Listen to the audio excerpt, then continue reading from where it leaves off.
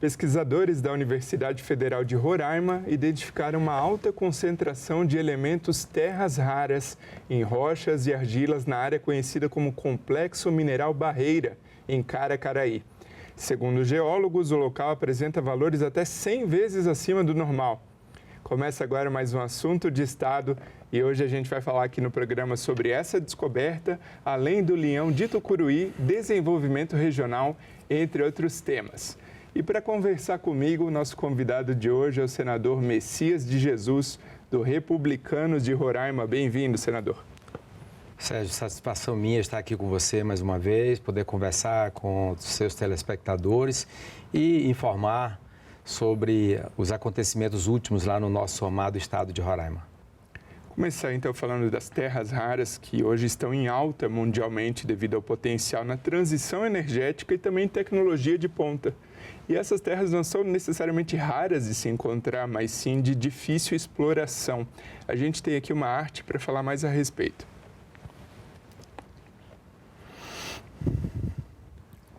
Então, elas são uma oportunidade para o Brasil, né? Roraima tem rochas e argilas com alto teor de terras raras, como eu falei na abertura do programa. Esses minerais são vitais para energia e tecnologia. O Brasil é a segunda maior reserva do mundo. 23% estima-se que estejam no Brasil. E tem potencial para gerar muito emprego e muita inovação, né, senador?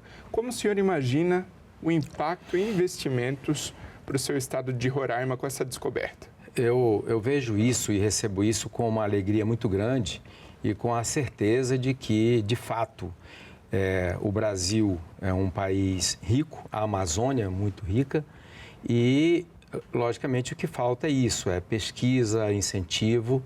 O que aconteceu agora, que a Universidade Federal de Roraima descobre essas terras raras com vários minérios, cerca de 17 tipos de minério diferentes que poderão ser feitos deles, do smartphone até a turbina de avião.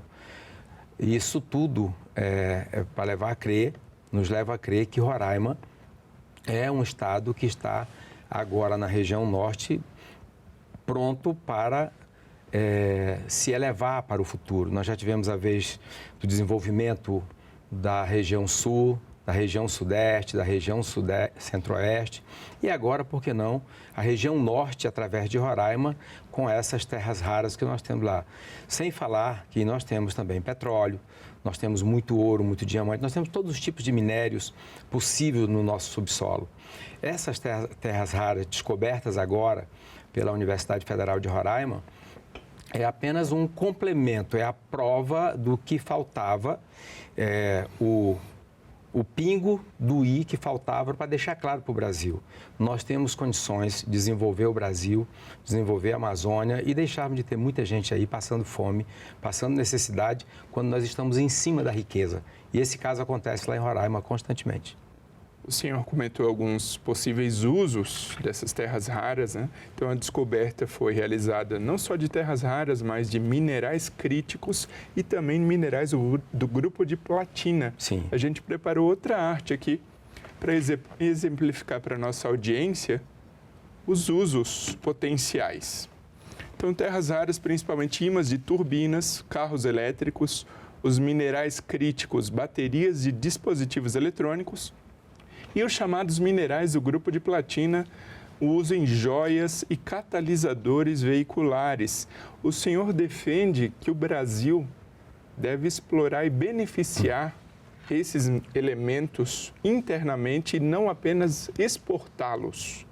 A gente está caminhando nesse sentido ou ainda está longe disso? Nós estamos longe disso em função da política governamental. Nós estamos longe. Mas se o Brasil quiser, de fato, ter um país desenvolvido, com um povo feliz, satisfeito, com desenvolvimento econômico e social justo, é preciso autorizar isso. Vou fazer um parêntese rapidamente aqui. Há 2 anos atrás, eu, o senador veneziano e o senador Irajá fomos em Moscou, na Rússia, e lá tivemos uma reunião com empresários de lá, no sentido de obter condições de aumentar a importação de potássio para o adubo que é usado aqui pelo agro. E ele disse que não tinha como fazer isso. Nos próximos 10 anos, aumentar o que nós queríamos que fosse aumentado. Mas nos fez uma pergunta: por que não explorar o que nós temos aqui em Altazes, no Amazonas, por exemplo? Nós temos potássio para exportar para o mundo inteiro e nós não exploramos isso. Nós temos o potássio, nós temos também minerais raros de todas as naturezas que vai gerar emprego, vai gerar renda, vai melhorar a qualidade de vida das pessoas e vai mostrar ao mundo que o Brasil é sim um país rico e capaz de solucionar os seus problemas aqui de formas internas. Nós temos material para isso, temos tecnologia e temos capacidade também. Falta boa vontade do governo. E sobre essa boa vontade do governo, em agosto desse ano, em um evento, o governo federal declarou que tem o potencial interno em expansão para explorar minerais, como é o caso, por exemplo, do projeto MagBras em desenvolvimento, que é o primeiro laboratório no Hemisfério Sul voltado à produção de ímãs permanentes, que são essenciais para a mobilidade elétrica e também para a indústria de defesa. Isso é um exemplo que seria, né, os primeiros passos nessa intenção de explorar e beneficiar os elementos em casa, internamente. O que o senhor tem a dizer a respeito? Essa é uma demonstração de que se o país quiser fazer, vai fazer. E é uma demonstração também de que nós estamos preparados para isso. O que nós não podemos permitir é que dentro do governo haja setores querendo anular outros setores do governo. Por exemplo, é bem provável que logo, mesmo não estando essa área de 100 mil hectares em Roraima, que tem terras raras, é bem provável que o IBAMA ou a FUNAI, algum outro órgão aí, crie aí um tipo de proibição, uma interdição e impeça que empresas brasileiras ou outras que vierem com capital estrangeiro possam fazer investimento aí, sob o pretexto de estar salvaguardando a soberania nacional. Na verdade, não é isso. O que a gente precisa é que esses órgãos possam ter o conhecimento de fato e entender a necessidade do país de se desenvolver. Capacidade, você já deixou claro, nós temos. Competência, nós temos. Material humano, nós temos.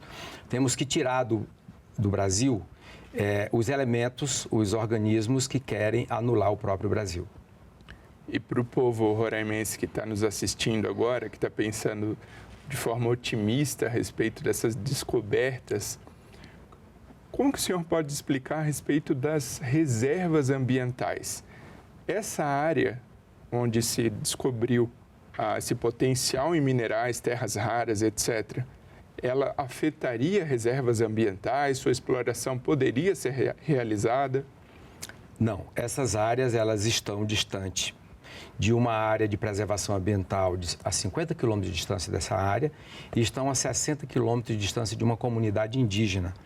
Portanto, a princípio, não há nenhum problema para que essa área possa ser totalmente usada no sentido de explorar daí os minérios necessários, que não é o Brasil apenas que precisa, é o mundo inteiro que precisa. Hoje, pelos cálculos demonstrados aí, nós somos o segundo país do mundo, nós temos a China como primeiro. Então, eu não tenho dúvida de que quando investigar de fato, a gente vai passar da China, nós vamos ser o primeiro, nós vamos ser o número 1 do mundo e, logicamente, todo mundo vai voltar os seus olhos internacionais para cá. O que a gente não pode é ter o olho gordo do brasileiro, porque tem muito brasileiro de olho gordo ganhando salários milionários de ONGs e de outras ações aí que não têm o menor interesse no desenvolvimento econômico do Brasil, nem o interesse de que as famílias brasileiras deixem de passar fome. E não é dando uma cesta básica para um pai de família que você vai estar ajudando ele. Tem que dar a ele, sim, condições para que ele possa trabalhar. E, senador, esse estudo ainda está numa fase chamada de caracterização mineralógica e cubagem, que são etapas que precedem a confirmação se há jazidas no local e que caracteriza a viabilidade econômica da exploração. Há alguma perspectiva para o povo, até para passar um prazo para o povo em relação à descoberta de jazidas ou não nessa área? Difícil para mim te dizer ou passar essas informações aqui para o telespectador, porque, na verdade, são pesquisas que ainda estão no início, né? Mas a Universidade Federal, através dos técnicos, dos estudiosos lá, garantem que há sim, sem dúvida nenhuma, e com uma profundidade bem mais em conta, bem mais rasa do que nós imaginamos e vimos em outros estados e em outros países, né? Uma profundidade bem mais em conta para que possa ser atingida lá. Eu tenho absoluta convicção e confiança nos técnicos da Universidade Federal de Roraima de que eles jamais teriam feito essa divulgação se eles não tivessem convicção e a certeza de que pode sim, nós temos lá sim um complexo minerário capaz de modificar a situação econômica do país e, em especial, de Roraima. O senhor comentou do potencial do Norte agora ser protagonista em termos de geração de emprego, geração de melhorias para a economia nacional. Agora, uma questão que atrapalha é o garimpo ilegal em muitas regiões do país. O que fazer, que estratégias adotar para coibir o garimpo ilegal para essa questão das terras raras e minerais críticos? Sérgio, para evitar o garimpo ilegal, por que o garimpo é ilegal? Porque não tem lei que normatize, não tem lei que legalize e cobre dentro da legalidade o que tem que ser feito lá. Por exemplo, eu estou relatando o projeto de lei do senador Chico Rodrigues, do 2210, que ele fala sobre terras raras de uma forma normal no Brasil, sobre terras raras. Esse meu parecer é de 2021, está na comissão para ser votado desde 2021, esse meu parecer. E no meu parecer, eu mudo essa concepção de apenas terras raras, nós mudamos para colocarmos isso como minérios, né? Minérios, todo e qualquer minério dentro do país, a gente dá uma nova denominação científica e fazer uma legalização geral. É preciso que o Senado, que a Câmara dos Deputados, é preciso que o governo federal tenha interesse nisso. Eu tenho um projeto de lei, por exemplo, que legaliza o garimpo em comunidades indígenas, porque a Constituição Federal permite isso. A Constituição Federal não proíbe o garimpo em terras indígenas, ele diz que tem que ser regulamentado. Mas está aí, não há interesse do governo brasileiro. Se você perguntar para alguns tuxauas ou para alguns diretores de ONGs internacionais e até nacionais mesmo, com falsos brasileiros, ele vai dizer para você que eles são contra. Mas se você perguntar para o próprio indígena que está lá em cima do ouro, do diamante, e que ele pode viver dali tirar o sustento da família dele, ele vai te dizer que é favorável. Nós importamos produtos produzidos em comunidades indígenas no Canadá e em outros países. E por que nós não podemos produzir aqui no nosso país, comprar dos nossos irmãos indígenas? Legalizar a mineração não é crime. Legalizar é para tirar do crime de fato. Esse é o nosso objetivo. Senador, agora a gente tem uma pergunta que vem lá do seu estado, da TV Assembleia de Roraima. Vamos à tela. Olá, o meu nome é Johan Barbosa, sou jornalista da TV Assembleia, aqui da Assembleia Legislativa de Roraima. Senador, um assunto que foi discutido aqui no âmbito estadual e que até contou com sua participação foi a respeito da PEC, a Proposta de Emenda à Constituição, número 18 de 2025, que trata da reforma da segurança pública no país. Essa proposta prevê uma centralização de determinadas funções, reduzindo a autonomia dos estados sobre algumas forças de segurança, como as polícias civil, militar e o Corpo de Bombeiros. Como o senhor avalia essa proposta, que, pelo que se percebe, tem um impacto sobre o combate à criminalidade e que alternativas podem ser viáveis? Sérgio, o Johan realmente teve lá um debate feito pelas polícias civis do Estado, militar, Corpo de Bombeiros, Segurança e outras de nível nacional. E eu estive lá presente e me perguntaram sobre a PEC 18, que o Johan se referiu, que é a PEC da Segurança Pública do Governo Federal. No meu entendimento, é uma PEC totalmente descabida e desnecessária. Primeiro, ela quebra o Pacto Federativo, ela tira poderes dos estados e os governadores não estão sendo ouvidos para isso. ela tira poderes do Congresso Nacional, porque o Congresso Nacional é o único que tem competência para legislar sobre esses atos, e, ao mesmo tempo, ela cria despesas para os estados e, em nenhum momento no bojo da lei, no escopo do projeto, em nenhum momento eles falam onde eles vão entrar, de fato, com recursos para ajudar as polícias estaduais. Então, na verdade, a proposta de emenda 18 do governo federal, ele tira o controle das polícias, dos governos dos estados, põe sobre o controle deles, do governo federal, mas deixa todas as despesas por conta dos governos estaduais, sem nenhum tipo de reparação. Eles fazem como se algo estivesse fazendo algum favor para os estados. Na verdade, não é. Se o governo federal quiser ajudar, de fato, os estados na segurança pública, eu tenho uma emenda que é, inclusive, a PEC 03, que fala sobre segurança pública, que é anterior a essa PEC do governo. Se eles tivessem boa vontade, certamente eles acampavam isso. Eu acredito que, quando chegar no Senado, o relator vai procurar juntar as duas e fazer uma PEC só. A gente mantém o Pacto Federativo, mantém a direção das polícias nos estados sobre a coordenação e responsabilidade dos governadores, que é, de fato, quem paga, quem está de perto, quem conhece o problema, quem está na ponta, quem sabe o que está acontecendo no bairro, no final da rua, no município ou na vila, onde estiver, dentro do seu estado, o governador tem o controle através da polícia militar, da polícia civil e outras ações. E, através também da minha PEC, a minha PEC propõe a criação de um fundo que o governo federal possa estar, de fato, pode ajudar, pode participar, mas também tem que bancar. Tem que ajudar nas despesas, não pode simplesmente dizer, eu vou mandar em tudo agora na tua casa e tu banca todas as despesas e eu digo como quero. Não pode ser assim.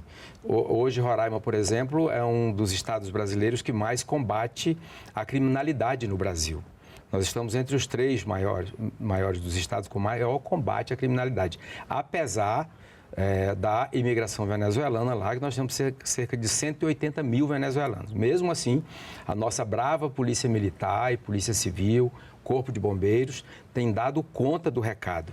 Se nós deixarmos isso, de repente, nas mãos de um secretário nacional de segurança pública, que não conhece Roraima, que não conhece as nossas cidades, as nossas fronteiras, ele controlar o nosso sistema de segurança pública e a nossa polícia, isso, além de ser um quebra de pacto federativo, é um total desrespeito com a sociedade brasileira como um todo.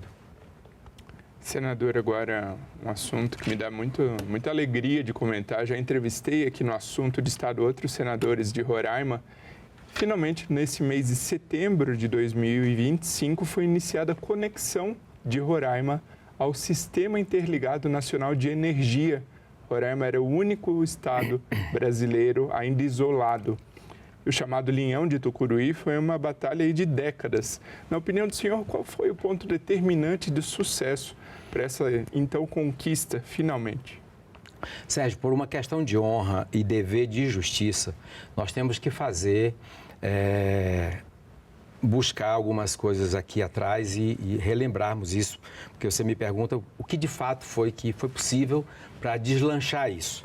Foi a vontade do ex-presidente Jair Messias Bolsonaro e do ministro Bento Albuquerque de Minas e Energia. Eu estava em contato com eles o tempo todo.